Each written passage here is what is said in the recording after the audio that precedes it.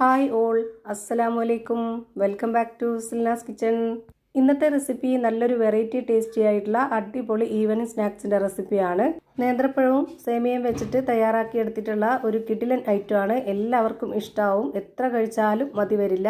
ഇതെങ്ങനെയാണ് തയ്യാറാക്കുന്നതെന്ന് അറിയാനായിട്ട് video skip ചെയ്യാതെ മുഴുവനായിട്ടൊന്ന് കണ്ടു നോക്കണേ. റെസിപ്പിയിലോട്ട് കടക്കുന്നതിന് മുമ്പായി സിൽനാസ് കിച്ചൺ ചാനൽ ആദ്യമായിട്ട് കാണുന്നവരാണെങ്കിൽ പ്ലീസ് ഒന്ന് സബ്സ്ക്രൈബ് ചെയ്തേക്കണേ. ഒപ്പം തന്നെ ഈ വീഡിയോസ് നിങ്ങൾക്ക് ഇഷ്ടപ്പെടുകയാണെങ്കിൽ ഒരു ലൈക്ക് ചെയ്ത് ഷെയർ ചെയ്ത് സപ്പോർട്ട് ചെയ്യാനും മറക്കരുത്. ഇനി നമുക്ക് ഇതെങ്ങനെയാണ് തയ്യാറാക്കുന്നതെന്ന് നോക്കാം. ഇത് തയ്യാറാക്കാനായിട്ട് ആദ്യം തന്നെ ഒരു മിക്സിയുടെ ജാർ എടുത്തിട്ടുണ്ട്. ഇതിലേക്ക് പഴുത്ത 2 നേന്ത്രപ്പഴം കട്ട് ചെയ്തിട്ട് ഇട്ട് കൊടുക്കുന്നുണ്ട്.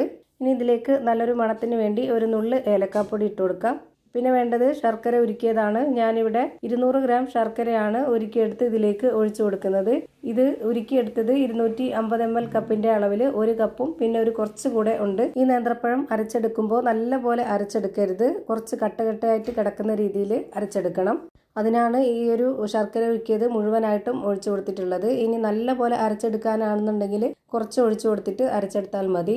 ഞാനിപ്പോൾ ഇവിടെ അത്യാവശ്യം നല്ല പഴുത്ത പഴമാണ് എടുത്തിട്ടുള്ളത്. ഒരുപാട് അങ്ങ് പഴുത്ത് കറുത്തു പോയ പഴമല്ല. ഇപ്പോൾ ഇത് അരച്ചെടുത്ത് ഒരു പാത്രത്തിലേക്ക് ഒഴിച്ചു കൊടുത്തിട്ടുണ്ട്. ഇത് കാണുമ്പോൾ നിങ്ങൾക്ക് മനസ്സിലായിട്ടുണ്ടാവും, ഇതുപോലെയാണ് അരഞ്ഞു കിട്ടേണ്ടത്. ഇനി ഇതിലേക്ക് മധുരത്തിനെ ബാലൻസ് ചെയ്യാനായിട്ടുള്ള ഒരു നുള്ള് ഉപ്പിട്ട് കൊടുക്കുന്നുണ്ട്. എന്നിട്ട് ഇതൊന്ന് നന്നായിട്ട് ഇളക്കി കൊടുക്കാം. ഇനി അടുത്തതായിട്ട് ഇതിലേക്ക് ഇട്ട് കൊടുക്കുന്നത് തേങ്ങ ചിരകിയതാണ്. 1/2 കപ്പ് അളവിൽ ഇട്ട് കൊടുക്കുന്നുണ്ട്. എന്നിട്ട് ഇത് വീണ്ടും ഇളക്കി കൊടുക്കാം. ഇനി അടുത്തതായിട്ട് ഇതിലേക്ക് ഇട്ട് കൊടുക്കുന്നത് റവയാണ്. വറുത്ത റവയാണ് ഞാൻ ഇതിലേക്ക് ഇട്ട് കൊടുക്കുന്നത്. വറുത്ത റവ തന്നെ ഇട്ട് കൊടുക്കാൻ വേണ്ടി നോക്കുക, എന്നാലേ നമ്മൾ ഉദ്ദേശിക്കുന്ന ആ ഒരു കറക്റ്റ് പരുവത്തിലും ടേസ്റ്റിലും കിട്ടുള്ളൂ. ഞാനിപ്പോൾ ഇവിടെ ഇതുപോലൊരു സ്പൂൺ അളവിൽ 4 ടേബിൾ സ്പൂണോളം റവയാണ് ഇട്ട് കൊടുത്തിട്ടുള്ളത്. ഇനി ഇത് ഒന്നുകൂടി നല്ലപോലെ ഇളക്കി യോജിപ്പിച്ച് കൊടുക്കാം. ഒട്ടും കട്ടയാവാത്ത രീതിയിൽ നന്നായിട്ട് ഇളക്കി കൊടുക്കണം. ഈ റവ ഒന്ന് കുതിർന്ന് വരാനായിട്ട് ഒരു 30 മിനിറ്റ് നേരത്തേക്ക് റെസ്റ്റ് ചെയ്യാനായിട്ട് മാറ്റി വെച്ചിരിക്കാം. ആ ഒരു സമയം കൊണ്ട് ഒരു കാര്യം കൂടി ചെയ്യാനുണ്ട്. അതിനായിട്ട് ഞാനിവിടെ സ്റ്റവിലേക്ക് ഒരു പാൻ വെച്ച് കൊടുത്ത് ഫ്ലെയിം ഓൺ ആക്കി കൊടുത്തു. ഇനി ഇതിലേക്കൊരു 1.5 ടേബിൾ സ്പൂൺ അളവിൽ നെയ്യ് ഒഴിച്ച് കൊടുത്തതിന് ശേഷം 250 ml കപ്പിന്റെ അളവിൽ ഒരു 1.25 കപ്പ് അളവിൽ സേമിയ പൊട്ടിച്ചിട്ട് കൊടുക്കാം. ഈ നെയ്യിൽ സേമിയ ചെറുതായിട്ടൊന്ന് വറുത്തെടുക്കുന്നുണ്ട്. ഇതുപോലെ ഒന്ന് കളർ ചേഞ്ച് ആയി ഈ ഒരു രീതിയിൽ വറുത്ത് കിട്ടുമ്പോഴേക്ക് നമുക്ക് ഇതിലേക്ക് ഇനി ചൂടായ വെള്ളം ഒഴിച്ചു കൊടുക്കാം. ചൂടായെന്ന് പറയുമ്പോൾ നല്ല തിളച്ച വെള്ളമാണ് ഞാൻ ഇതിലേക്ക് ഒഴിച്ചു കൊടുക്കുന്നത്. ഈ വെള്ളത്തിന് പ്രത്യേകിച്ച് കണക്കൊന്നും പറയുന്നില്ല. ഈ സേമിയ വെന്ത് വരണം. വെന്ത് വരുമ്പോൾ ഈ വെള്ളമൊക്കെ വറ്റി നന്നായിട്ട് കുഴഞ്ഞു കിട്ടണം. ഒരു 2 മിനിറ്റ് ആകുമ്പോഴേക്ക് ഈ ഒരു സേമിയ വെള്ളമൊക്കെ വറ്റി നന്നായിട്ട് വെന്ത് കിട്ടും. ഇപ്പോൾ ഇതാ നന്നായിട്ട് വെന്ത് കിട്ടിയിട്ടുണ്ട്. ഇനി നമുക്കിതിൻ്റെ ഫ്ലെയിം ഓഫ് ചെയ്ത് കൊടുക്കാം. ഇനി നമ്മളിത് നേരത്തെ റെഡിയാക്കി വെച്ചിരുന്ന ആ ഒരു റവ നേന്ത്രപ്പഴം മിക്സിലേക്ക് മുഴുവനായിട്ടും ഇട്ട് കൊടുക്കാം. ഇനി ഇതെല്ലാം കൂടെ നന്നായിട്ട് ഒന്നുകൂടി ഇളക്കി യോജിപ്പിച്ച് കൊടുക്കാം. ഈ ഒരു സേമിയയും കൂടെ വെച്ചിട്ട് നമുക്കൊരു 10 മിനിറ്റ് നേരത്തേക്ക് റെസ്റ്റ് ചെയ്യാനായിട്ട് വെച്ചിരിക്കണം. എന്നാലാണ് ഒന്നുകൂടി കുഴമ്പ് രൂപത്തിലായി കിട്ടുന്നത്. ഒരു 10 മിനിറ്റ് നേരം ഇങ്ങനെ വെച്ചിരുന്നതിന് ശേഷം നോക്കുമ്പോഴേക്ക് നല്ല കുറുകി ഒന്നുകൂടെ കുതിർന്ന് കിട്ടിയിട്ടുണ്ടാവും. ഇപ്പോൾ ദാ നല്ല രീതിയിൽ കുറുകി കിട്ടിയിട്ടുണ്ട്. ഇനി നമുക്ക് അടുത്തതായിട്ട് ചെയ്യേണ്ടത്, ഇതിന് ഞാൻ ആവിയിലാണ് വേവിച്ചെടുക്കുന്നത്. അതിനായിട്ട് ഇലയും കൂടെ വെട്ടിവെച്ചിട്ടുണ്ട്. വാഴയില കുറച്ചൊന്ന് നെയ്യ് സ്പ്രെഡാക്കിയതിന് ശേഷം ഈ ഇല വാട്ടിയതിന് ശേഷമാണ് ഞാനിങ്ങനെ ചെയ്തിട്ടെടുക്കുന്നത്. അപ്പോൾ ഈ ഇല കീറാതെ നല്ല രീതിയിൽ കിട്ടും. ഈ വാഴയിലയുടെ ആ ഒരു മണവും ആ ഒരു ടേസ്റ്റും ഒക്കെ ആകുമ്പോൾ ഇതുപോലെ ആവിയിലൊക്കെ വേവിച്ചെടുക്കുമ്പോൾ ഒരു പ്രത്യേക ടേസ്റ്റാണ്. അതിനു വേണ്ടിയാണ് ഇങ്ങനെ ചെയ്യുന്നത്.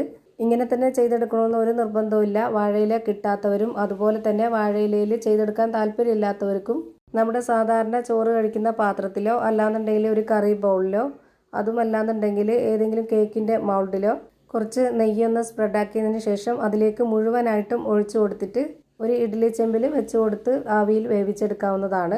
ഞാനിവിടെ കാണാനൊരു ഭംഗിക്കും കഴിക്കാനൊരു പ്രത്യേക ടേസ്റ്റിനൊക്കെ വേണ്ടിയാണ് ഈ ഒരു വാഴയിലയിൽ ചെയ്തെടുക്കുന്നത്.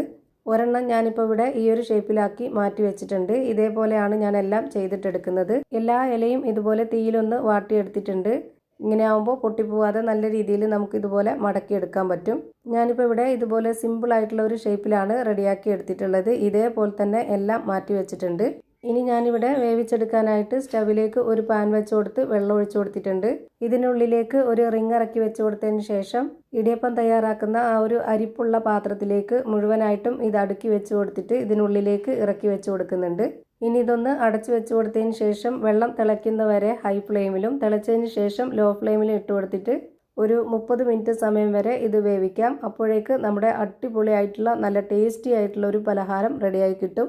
ഇതുപോലെ ഒന്ന് തയ്യാറാക്കി നോക്കണം, എല്ലാവർക്കും ഇഷ്ടാവും. നല്ലൊരു വെറൈറ്റി ടേസ്റ്റാണ്. ഇതിനുള്ളിൽ നിന്ന് ഞാനിപ്പോൾ ഒരെണ്ണം എടുത്ത് കാണിച്ചു തരാം. ഇപ്പോൾ ഇതാ കാണുമ്പോൾ തന്നെ നിങ്ങൾക്ക് അറിയാൻ പറ്റും, വായിലൊക്കെ വെള്ളം വരുന്ന ആ ഒരു ടേസ്റ്റും മണമൊക്കെയാണ് ഇതിന്ന്. അപ്പോൾ ഇത്രയേ ഉള്ളൂ ഇന്നത്തെ വീഡിയോ ഇഷ്ടമായാൽ ലൈക്ക് ചെയ്യാനും കമൻറ്റ് ചെയ്യാനും ഷെയർ ചെയ്യാനും മറക്കരുത്. അതുപോലെ തന്നെ ഞാനിടുന്ന പുതിയ വീഡിയോസ് നോട്ടിഫിക്കേഷനായിട്ട് കിട്ടുന്നതിന് വേണ്ടി സബ്സ്ക്രൈബ് ചെയ്ത് ബെല്ലൈക്കൺ അമർത്തി അതിൽ ഓൾ എന്ന ഓപ്ഷൻ എനേബിൾ ചെയ്ത് കൊടുക്കാനും മറക്കരുത്. പുതിയൊരു വീഡിയോയുമായി വീണ്ടും വരും. Thank you for watching.